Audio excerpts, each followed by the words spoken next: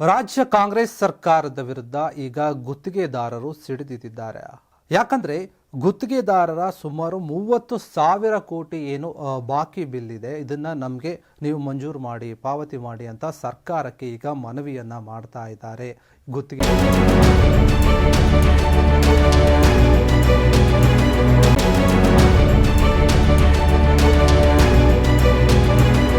ಈಗ ಕರ್ನಾಟಕ ರಾಜ್ಯ ಗುತ್ತಿಗೆದಾರರ ಸಂಘ ಏನಿದೆ, ಇವರಿಂದ ಈಗ ಒತ್ತಡ ಹೆಚ್ಚಾಗ್ತಾ ಇರುವಂಥದ್ದು. ಯಾಕಂದರೆ ಸುಮಾರು ನಮಗೆ ಕಾಂಗ್ರೆಸ್ ಸರ್ಕಾರ ಬಂದಾಗಿನಿಂದಲೂ ಕೂಡ ನಮಗೆ ನಮ್ಮ ಒಂದು ಕಾಮಗಾರಿಗೆ ಸಂಬಂಧಿಸಿದಂತಹ ಬಿಲ್ಗಳು ಏನಿದೆ ಅದಕ್ಕೆ ಸಂಬಂಧಪಟ್ಟಂತೆ ಈಗ 30,000 ಕೋಟಿ ರೂಪಾಯಿ ಬಾಕಿ ಇದೆ. ಇದನ್ನು ನಮಗೆ ಬಿಡುಗಡೆ ಮಾಡಿ.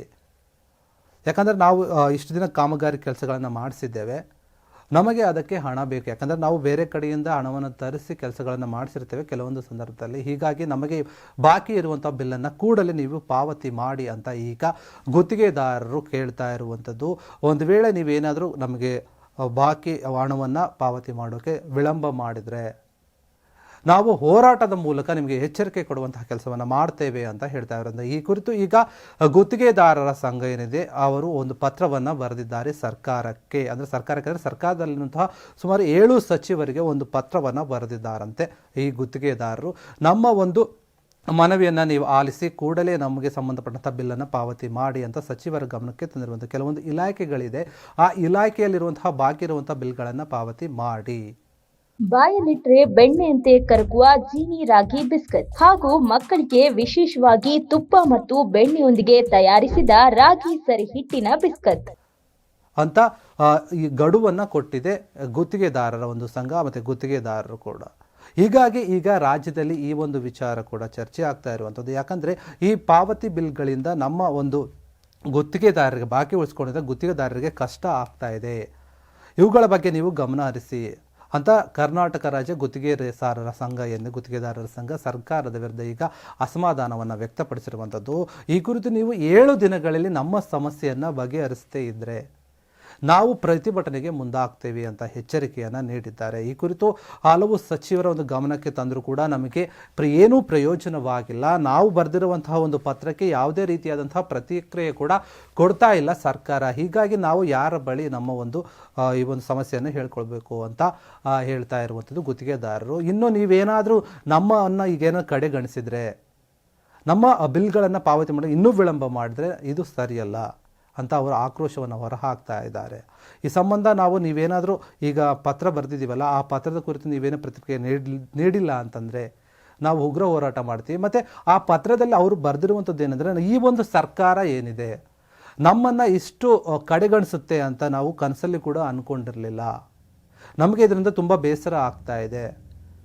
ನಾವು ಮುಂದಿನ ದಿನಗಳಲ್ಲಿ ನೀವೇನಾದರೂ ಸಚಿವರು ಪತ್ರ ಬರೆದಿರೋ ಪ್ರತಿಕ್ರಿಯೆ ಕೊಡ್ತಾ ಇಲ್ಲ, ಸರಿಯಾಗಿ ಕೊಡಲಿಲ್ಲ ಅಂದರೆ ನಾವು ಮುಖ್ಯಮಂತ್ರಿಗಳಿಗೆ ಮನವಿ ಮಾಡ್ತೀವಿ. ಇಲ್ಲ AICC ಅಧ್ಯಕ್ಷ ಮಲ್ಲಿಕಾರ್ಜುನ್ ಖರ್ಗೆ ಅವರಿಗೂ ಕೂಡ ನಾವು ಮನವಿಯನ್ನು ಮಾಡ್ತೀವಿ, ಹೋರಾಟವನ್ನು ಮಾಡ್ತೀವಿ ಅಂತ ಹೇಳಿದ್ದಾರೆ. ಇನ್ನು ಸಂಬಂಧಪಟ್ಟಂಥ 7 ಏನದು ಸಚಿವರಿಗೆ ಒಂದು ಪತ್ರ ಬರೆದಿದ್ದೀವಿ ಅಂತ ಗುತ್ತಿಗೆದಾರರು ಹೇಳಿರುವಂಥದ್ದು. ಅದರಲ್ಲಿ ಉಪಮುಖ್ಯಮಂತ್ರಿ ಆಗಿರುವಂತಹ DK ಶಿವಕುಮಾರ್ ಅವರು ಕೂಡ ಇದ್ದಾರೆ, ಸಚಿವ ಪ್ರಿಯಾಂಕ ಖರ್ಗೆ ಅವರು ಕೂಡ ಇದ್ದಾರೆ. ಈ ಸೇರಿದಂತೆ 7 ಜನರಿಗೆ, ಸಂಪುಟದ ಒಂದು 7 ಸಚಿವರಿಗೆ ಈ ಒಂದು ಸಂಘ ಅಂದರೆ ಗುತ್ತಿಗೆದಾರರ ಸಂಘ ಪತ್ರವನ್ನು ಬರೆದು ಮನವಿ ಮಾಡಿದೆ. ನಮಗೆ ಬಾಕಿ ಇರುವಂತಹ ಏನು 30,000 ಕೋಟಿ ಏನಿದೆ, ಇದು ಬಹು ದೊಡ್ಡದಾದಂತಹ ಒಂದು ಅಮೌಂಟು. 30,000 ಬಿಲ್ಲನ್ನು ಬಾಕಿ ಉಳಿಸ್ಕೊಂಡಿದೆ.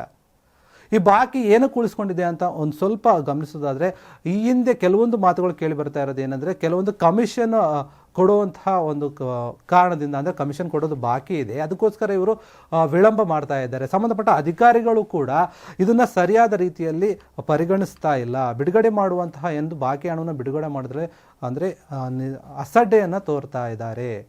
ಶಾಸಕರಿಗೂ ನಾವು ಶಿಫಾರಸು ಮಾಡಿರುವಂತಹ ಬಿಲ್ಗಳು ಏನಿದೆ, ಇಲಾಖೆಗಳೇನಿದೆ ಅವನ್ನ ತೆರವುಗೊಳಿಸ್ತೇವೆ ಅಂತ ಏನಿದೀಗ ಆರೋಪವನ್ನು ಮಾಡ್ತಾ ಇದ್ದಾರೆ. ಅಂದರೆ ಆ ಇಲಾಖೆಗೆ ಸಂಬಂಧಪಟ್ಟಂತಹ ಸಚಿವರುಗಳು ಏನಿದ್ದಾರೆ ಅವರು ಅವರ ಕೆಳಗಡೆ ಬರುವಂತಹ ಅಧಿಕಾರಿಗಳಿಗೆ ಸರಿಯಾದ ರೀತಿಯಲ್ಲಿ ಮಾಹಿತಿಯನ್ನು ಅಥವಾ ಒಂದು ಆದೇಶವನ್ನು ಕೊಡ್ತಾ ಇಲ್ಲ. ಈ ರೀತಿಯಾಗಿ ವಿಳಂಬ ಆಗ್ತಾ ಇದೆ.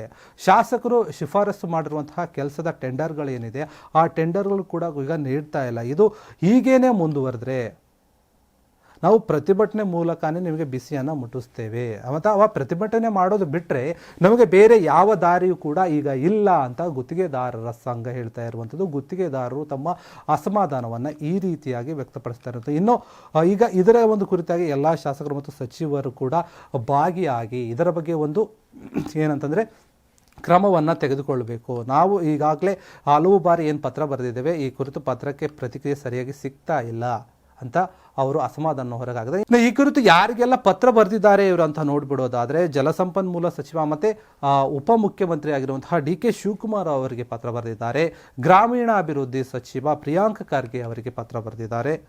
ಮತ್ತು ವಸತಿ ಸಚಿವ ಜಮೀರ್ ಅಹಮದ್ ಖಾನ್, ಸಣ್ಣ ನೀರಾವರಿ ಸಚಿವ NS ಬೋಸರಾಜು, ಆರೋಗ್ಯ ಸಚಿವ ದಿನೇಶ್ ಗುಂಡೂರಾವ್, ಸಮಾಜ ಕಲ್ಯಾಣ ಇಲಾಖೆ ಸಚಿವ ಡಾಕ್ಟರ್ HC ಮಹಾದೇವಪ್ಪ ಮತ್ತು ಪೌರಾಡಳಿತ ಸಚಿವ ಆಗಿರುವಂತಹ ರಹೀಂ ಖಾನ್ ಏನಿದ್ದಾರೆ, ಇವರಿಗೆ ಈ 7 ಜನಕ್ಕೆ ಕೂಡ ಈಗ ಗುತ್ತಿಗೆದಾರರ ಒಂದು ಸಂಘ ಏನಿದೆ ಅವರಿಗೆ ಪತ್ರವನ್ನು ಬರೆದು ಮನವಿಯನ್ನು ಮಾಡಿದೆ. ಆದಷ್ಟು ಬೇಗ ನಮ್ಮ ಒಂದು ಬಿಲ್ಲನ್ನು ಪಾವತಿ ಇರುವಂತಹ ಏನು 30,000 ಕೋಟಿ ಏನಿದೆ, ಈ ಒಂದು ಬಾಕಿ ಇರುವಂತಹ ಬಿಲ್ಲನ್ನು ನೀವು ಕೂಡಲೇ ನಮಗೆ ಪಾವತಿ ಮಾಡಿ, ಇದಕ್ಕೆ ಸಂಬಂಧಪಟ್ಟಂತೆ ನಮ್ಮ ಒಂದು ಸಭೆಯನ್ನು ಕರೀರಿ, ಆ ಸಭೆಯಲ್ಲಿ ಚರ್ಚೆಯನ್ನು ಮಾಡಿ ಒಂದು ಸರಿಯಾದ ನಿರ್ಧಾರವನ್ನು ಕೂಡ ತೆಗೆದುಕೊಳ್ಳಿ ಅಂತ ಇವರು ಮನವಿಯನ್ನು ಮಾಡಿದ್ದಾರೆ. ಹೀಗಾಗಿ ಈ ಒಂದು ವಿಚಾರ ಈಗ ಕೆಲವೊಂದು ಅನುಮಾನಗಳಿಗೂ ಕೂಡ ಕಾರಣವಾಗಿರೋದು. ಸರ್ಕಾರ ಇಷ್ಟು ದೊಡ್ಡ ಮಟ್ಟದ ಒಂದು ಬಾಕಿಯನ್ನು ಯಾಕೆ ಉಳಿಸ್ಕೊಂಡಿದೆ ಅಂತ.